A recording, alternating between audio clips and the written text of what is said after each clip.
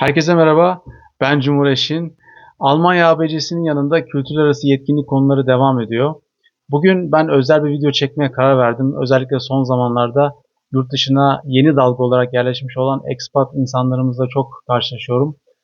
Yüzlerce desem yetmez, binlerce desem herhalde yerinde olur. Binlerce belki on binlerce yeni dalga expatımız şu an dünyanın birçok ülkesinde yaşamaya devam ediyorlar. Ben sırf onlar için özel bir video çekmeye karar verdim. Çünkü belli konularda aydınlatılmamız lazım. Belli konulara odaklanmamız lazım ve bunların kaynakları gerçekten çok az. Ben de birikmiş olan bilgileri sizlerle paylaşırsam umarım hem sizin yeni dönemdeki hayatınızı kolaylaştırırım hem de belki de ufkunuzu açarak yeni bir hayat, yeni bir hayatı yurt dışında farklı geçirmenize vesile olurum diyorum. Başlıklarını hemen kısaca sıralayacağım. Ondan sonra ayrıntılara gireceğim bugün. Çok aydınlatıcı, belli konulara odaklanan bir video olacak bu. Özel bir video. Göçmen psikolojisinden bahsedeceğim kısaca. Göçmenlerin göçtükten sonraki hissiyat eğrisinden bahsedeceğim. Bu bilimsel bir konu. Bu eğrinin sebeplerine gireceğiz. Akabinde birçok ekspatın ne yazık ki gördüğüm kadarıyla tespit ettiğim temel bir hatasını burada anlatmaya çalışacağım. O hatadan nasıl uzaklaşacağımızı ve bunun için ne yapabileceğimizi aktaracağım videonun ilerleyen dakikalarında. Ve bu entegrasyon konularına eğer eğilinirse bunun yurt dışında geçirdiğimiz zamana nasıl bir etkisi olduğunu anlatmaya çalışacağım ve bunun bilimsel kanıtlarından bahsedeceğim. Çok fazla vakit kaybetmeden ayrıntılara girmek istiyorum. Şimdi göçmenliğin birçok türü var biliyorsunuz. Bunların bir kısmı istekli, kendi rızasıyla olan göçler. Bir kısmı zorunlu göçler. Ben zorunlu göçlerden bahsetmeyeceğim. Yani benim hissiyatla ilgili olarak anlatacağım şeyler daha çok kendi rızanızla, kendi isteğinizle tecrübe kazanmak için yurt dışına göçtüyseniz bununla ilgili olarak hem kısmen kendi tecrübelerimden hem bilimsel kaynaklarından faydalanarak bulduğum ve burada öğrendiğim eğitimlerde ki bilgileri sizlere aktarmaya çalışacağım. Hemen göçmen psikolojisindeki hissiyat eğrisinden bahsetmek istiyorum. Bütün göçmenlerin ortalama olarak analiz edilmiş olan hissiyat eğrisi var. Bir başka ülkeye göç ettiklerinde, gurbete göç ettiklerinde. Bu hissiyat eğrisi az çok ortalamada çok değişmiyor. Bireysel olarak tecrübeleriniz farklı olabilir. Mesela benim tecrübemden de biraz bahsedeceğim ama öncelikle bu ortalama hissiyat eğrisinden bahsetmek istiyorum. Ortalama hissiyat eğrisi şöyle gözüküyor. Kameranın önünde tutuyorum. Buradaki x ekseni zaman, y ekseni de his veya sizin hissiyatınız. Gördüğünüz gibi ilk bölgede, birinci bölgede yani taşındıktan, göç ettikten kısa bir zaman sonra genelde hissiyatınız çok olumludur. Genelde bir öforik durum olur. Orada beklentiler yüksektir çünkü bir heyecanınız vardır. Yeni konulara açıksınızdır, çok motivesinizdir. Genelde ilk dönemde kendi rızanızla geldiyseniz olumlu bir hissiyata sahipsinizdir. O birinci bölgeyi ifade eder. İkinci bölge itibariyle artık yavaş yavaş bazı pürüzler ortaya çıkmaya başlar. Tam olarak uyuşmama, anlamama, farkında olmama, bir belirsizlik, dille ilgili bir bariyer de varsa bu eğrinin aslında nasıl aşağı ineceğini de biraz belirleyebilir. Sonrasında üçüncü bölgeye gelinir. Artık burada çatışmalar olmuştur kültürel olarak. Eğer toplumun ana akımına doğru girmeye meylettiyseniz ve bununla ilgili olarak herhangi bir şekilde harekete geçtiyseniz üçüncü bölgeye doğru ilerlersiniz. Sonrasında dördüncü bölge vardır. Artık bazı şeyleri kabullenme veya anlama evresidir. Birçok kişi birçok konuyu anlamaz, kabullenir. Genelde o dördüncü kısma kabullenerek geçilir. Ve beşinci kısma gelindiğinde artık eğrinin ne kadar yukarı çıkıp çıkmayacağı biraz bireysel bir konu. Bazı insanlarda bu üçüncü bölümden sonra veya bölgeden sonra çok fazla yükselmiyor. Ve bir kısım insan geri göç etmek istiyor mesela. Bir yerden sonra tabii bu bireysel bir tecrübe. Mesela kendi tecrübemden bahsetmem gerekirse ben ana akım toplum içerisinde ikinci, üçüncü seneden sonra çok girmeye çalıştım. O arada bir dip yaptı bende. Sonrasında dördüncü, beşinci sene zarfında da bir tane daha dip yaptı. Yani benim kendi tecrübemde, kendi eğrimde iki tane dip var. Şimdiki geldiği noktada da beşinci bölgede olduğumu söyleyebilirim. Beşinci bölgedeki hissiyatımda geldiğimdeki hissiyatla yaklaşık aynı hatta biraz daha yüksek diyebilirim. Yani benim şu anki hissiyatım geldiğim dönemden biraz daha yukarıda diyebilirim size. Şimdi bu eğrileri ben niye anlattım? Sebeplerini size aslında az çok belirtmiş oldum. Şimdi burada yapılmakta olan, eğer böyle bir aydınlanmaya sahip değilseniz, ki böyle bir aydınlanmaya nasıl sahip olabilirsiniz? Bu konuda insanların size bir şeyler anlatmış olması gerekiyor ki Türkçe kaynaklarda veya videolarda veya herhangi bir şekilde YouTube kaynaklarında veya başka kaynaklara, yazılı kaynaklara baktığınızda Türkçe kaynaklarımız bu konuda neredeyse yok diyebiliriz. Mesela bu konuda Fransızlar çok ciddi kaynak yaratmışlardır. Bunun tabii tarihi geçmişi de var. Sömürgecilik geçmişinden de kalma bir şey ama e, tabii zaman içerisinde bunu yazanlar, kültürler arası farkları, kültürler arası yetkinlik anlamında yazanlar çok olduğu için insanlar belli bir ülkeden diğer bir ülkeye göç ettiklerinde o ülkeyle ilgili olarak kültürel noktaları, ayrıntıları öğreniyorlar. Nasıl öğreniyorlar? Bunları araştırıyorlar ve bunların kitaplarını bulduklarında daha o ülkeye yerleşmeden, daha ülkeye taşınmadan önce bunları okuyorlar ve kültürel anlamda beyinsel bir hazırlık yapıyorlar. Şimdi ülkemizde bu bir eksik. İnşallah benimle birlikte bu konuda biraz daha farkındalık artacak diye düşünüyorum. Çünkü yurt dışı ile ilgili olarak farkındalık ve kültürler arası yetkinlik konusunda çok fazla çalışan insan ve bunları paylaşan insan yok diyebiliriz. Birazdan kaynaklara da geleceğim.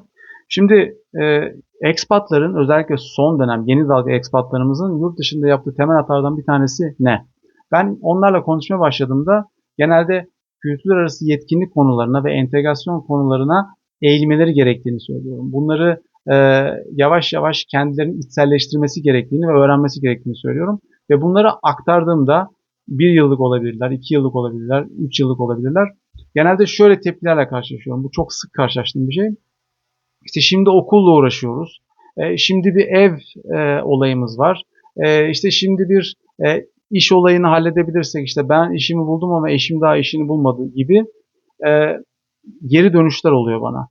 Şimdi eğriyi size gösterdim. %99,9 ihtimalle birinci bölgeden ikinci bölgeye doğru bir geçiş olacak. Bu geçişin eğiminin nasıl olacağı bireysel bir tecrübe, bu doğru. Ancak bu eğimin bu şekilde gerçekleşeceği neredeyse kesin. Bu eğrinin gerçekleşeceğini bilirken bizim aslında kültürel anlamda ve entegrasyon konularına eğilmemiz gerekiyor. Eğer bunlara eğilirsek biz bu eğrinin seyrini değiştirebiliriz. Yani birinci bölgeden ikinci bölgeye veya üçüncü bölgeye nasıl geçeceğini, nasıl daha pürüzsüz geçeceğini belirleyebiliriz. O yüzden aslında expatlara ben burada açık bir çağrıda bulunmak istiyorum. Bunun kendilerinin yurt dışındaki ikametlerini ve hissiyatlarını çok etkileyebilecek bir şey bu. Çünkü eğer biz kültürel konulara ana akımın nasıl yaşadığını bilirsek, onların nasıl tepki gösterdiğini bilirsek, kültürler arası yetkinliğimizi arttırırsak bu eğrinin de aslında gidişatını etkilemiş oluyoruz. Hem de bunu doğrudan yapıyoruz. Bu dolaylı bir etki de değil. Şimdi bunun bilimsel kanıtlarından çok kısaca bahsetmek istiyorum. 8 dakikayı da geçtik ama olsun. Bu çok önemli bir konu. Expatlara o yüzden bu yeni videomu, son videomu adamak istiyorum. Bilimsel olarak bunun kanıtı ne? Şimdi ben mesela son dönemde gelmiş olan bazı akademisyen arkadaşlarımızın çalışmalarına bir denek olarak girdim. Hem de bunun sonucunu az çok tahmin ederek girdim. Bu çalışmalardan bir tanesi bir yüksek lisans çalışması, diğeri de doktora çalışmasıydı. Şimdi bu çalışmalarda neyi ortaya koymak istiyorlardı? Özellikle son dönemde gelmiş olan Türkiye'den insanlar, kıta Avrupa'sında olabilir veya başka bir yerde olabilir. Burada doğmama şartı var ve son en fazla 15 yılda işte Almanya'da, İsviçre'de, Fransa'da veya işte diğer ülkelerde gurbette olma şartı var. Araştırdıkları şey şu: kendilerini nasıl hissediyorlar ve kendilerini evlerinde hissediyorlar mı? Şimdi araştırmacılar tabii örnek sayısını arttırmaya çalışıyorlar ki bir şekilde kendilerini evde hisseden insanları bulsunlar. Çünkü kendini iki tarafta da, hem Türkiye'de hem daha sonrasından göç edilmiş ülkede, evinde hissetme ihtimali çok düşük. Yani şu an istatistiklere baktığınız zaman %2-3 gibi gözüküyor. Bu bende de böyle çıktı. Ben %2-3'ün içerisindeyim. Yani hem ülkemde, geldiğim ülkemde, Türkiye'de, hem de şu an yaşadığım ülkede kendimi evimde gibi hissediyorum. Ama bunun ben sebeplerine girdim. Yani sebep sonuç ilişkisine vakıfım ve bunun çok ayrıntılarına girmiş vaziyetteyim. Bunun sebebinin çok önemli bir kısmı benim kültürler arası yetkinliğimi geliştirmiş olmam. Birçok insan burada şunu düşünüyor: dil burada çok önemli. Bakın, dil birçok konuda sizi öne çıkartabilir, size avantaj sağlayabilir, farkındalığınızı arttırabilir. Ancak bu konuda dil tek kıstas değil. Almanya'ya taşındığımdan beri binlerce insanla tanıştım. Bunlardan çok çok sayıda insan ana dili seviyesinde Almanca'ya hakimken, Türk olsun başka kökenden olsun, ana dili seviyesinde Almanca'ya hakimken, burada doğmuşken, burada büyümüşken kendini evinde hissetmiyordu. Bunun yanı sıra da Almanca'ya neredeyse hiç hakim olmayan bazı insanlarla tanıştım. Onlar da kendini evinde hissediyordu. Dolayısıyla bu kendini evinde hissetme, entegre olma konusu, sizi anlıyorum, dil çok önemli bir faktör. Ancak dil burada tek başına bir faktör değil. Bunun yanında başka şeyler de var. Bunu izah etmeye çalışıyorum. Şimdi bütün bunları göz önüne aldığımızda bu %2-3 kendini evinde hisseden, kendini iyi hisseden insanların sayısını nasıl arttırabiliriz? Şimdi bilimsel olarak kanıtlanmış ki kültürler arası yetkinliği yüksek olan insanların ve entegrasyon için o kültürün, yabancı kültürün ve içine girdiğimiz kültürün özelliklerini daha fazla öğrenmiş insanların kendilerini evinde hissetme ihtimalleri artıyor. Bu konuda araştırmalara bakabilirsiniz. Çok fazla araştırma var. Geleceğiniz sonuç aynı. Ne kadar siz o içine girdiğiniz toplumun, kültürün, o kültürlerin özelliklerini öğrenirseniz, onların o NIM denen özelliklerinin farkına varırsanız, siz kendinizi bir yerden sonra orada kendinizi evinizde hissedebiliyorsunuz. Bu mümkün, bu imkansız değil. Şimdi yeni dalga ekspatlı olarak biz ne yapacağız? Şimdi kültürler arası yetkinliğinizi arttırmak için zaten doğru yerdesiniz bir kere. Bunu söylemek lazım. Bu kanalı takip ediyorsanız ve benim özellikle belli konuları işlemek için hazırladığım videoları takip ediyorsanız zaten doğru yoldasınız. Yani kültürler arası yetkinliğiniz zaman içerisinde çok yükselecek ve entegrasyonunuz için aslında zemini hazırlamış olacaksınız. Bu birinci aşama. Bunun dışında ne yapabilirsiniz? Efendim, beni videolar kesmiyor. Ben daha fazla içine girmek istiyorum. Daha fazla detaya girmek istiyorum. İşin sosyolojisine girmek istiyorum. İşin biraz daha psikolojisine girmek istiyorum. İşin biraz daha deneme tarzına girmek istiyorum vesaire. Daha fazla detay, daha fazla kıyas, daha fazla mukayese, daha fazla belki biraz bilimsel akademik yazı istiyorsanız gene doğru yerdesiniz. Size bu sene başında çıkmış olan kitabımı göstermek istiyorum. Yabancı Diyarın Yerli Hikayesi. Bakın bu aslında kısmen tabii Almanya ile Türkiye arasında kıyas yapıyor ama tabii ki yurt dışında yaşam, kıta Avrupa'sındaki yaşamla ilgili birçok konuyu da kapsıyor. Çünkü Almanya'yı öğrendiğiniz zaman aslında Batı'yı da önemli ölçüde kavramış oluyorsunuz. Burada çok önemli sac ayakları var diyebilirim. Yani bu kitap aslında 3 tane sac ayağının üzerine oturuyor. Bunlardan bir tanesi bizim kültür arası yetkinliğimizi arttırmak. Konuşmanın arasında Fransızlardan bahsettim. Mesela kültür arası yetkinlikle ilgili çok fazla kaynakları var. Dolayısıyla herhangi bir ülkeye ilgili olarak hazırlık yapmak istedikleri zaman onlar o kaynaklara ulaşıyorlar. Fransızca okuyorlar ve ondan sonra o ülkeye mesela göç ediyorlar. Ülkemizde böyle bir kaynak neredeyse yok. Dolayısıyla bu kitapla birlikte Türkçe yazınında sanırım ilk gerçekleştirildi ve bu şekilde kültürler arası yetkinlik üzerine bir kitabı kendi dilinizde, ana dilinizde okuyup kendi farkındalığınızı geliştirebilirsiniz. Bu birinci sac ayağı. İkinci sac ayağı, kültürler arası yapabileceğiniz hatalar var. Şimdi bu hataları önleyebilirsiniz. Burada gaflar yapabilirsiniz. Yani çok basit bir örnek vereceğim. Yani tokalaşmak. Sadece bir tane örnek bu. Almanlar Türkler gibi tokalaşmaz. Tokalaşmanın nasıl olduğunu bu ülkede bilmeniz lazım. Size bunu kimse anlatmasa da sittin sene geçse de bunu öğrenemezsiniz. Peki Almanlar gibi tokalaşmayı bilmezsek ne olabilir? Almanlar çok standart tokalaştıkları için onların tokalaşma ritüelinin dışında tokalaşan insanlarla karşılaştıklarında eğer kafalarında bir ön yargı filtresi yoksa bunu muhtemelen yanlış anlarlar.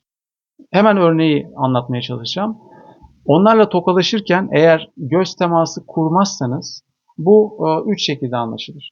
Bunlardan bir tanesi ya siz saygısızsınızdır, ya yeterince özgüvene sahip değilsinizdir ya da o anda dalgınlık, dikkatsizlik vesaire. Üç ihtimalde de olumlu bir damga yemezsiniz. Yani kim saygısız damgasını yemek ister? Dolayısıyla bunu yemek istemeyeceğiniz için böyle bir şey yapmazsınız. Ha, diyebilirsiniz ki ben istediğim gibi tokalaşırım kardeşim. Tamam, bu herkesin kendi bileceği şey. Buna kimse karışamaz. Bu doğru. Ancak bu tercihinizi bildikten sonra yapmak var. Almanlarda olan standart hareketi veya tavrı.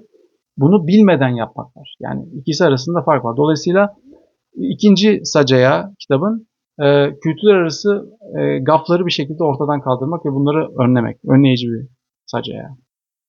Son sacaya da işte size konuşmanın başından beri aktarmaya çalıştığım kendimizi nasıl yabancı diyarda yerli hissedeceğiz. İşte üçüncü sacaya da bu.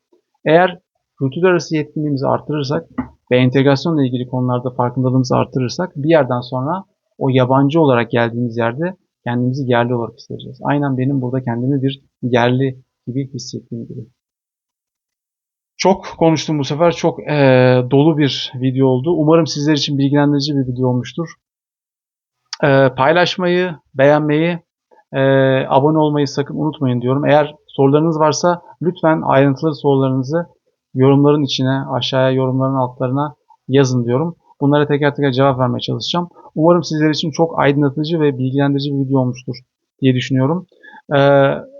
İnşallah şu an ekranda gösterilen sonlara yaklaşırken video da sizin için uygunsa onu da izleyip farkındalığınızı arttırmaya devam edin diyorum. Kendinize çok iyi bakın. Bir sonraki videomda görüşmek üzere. Sağlıcakla kalın.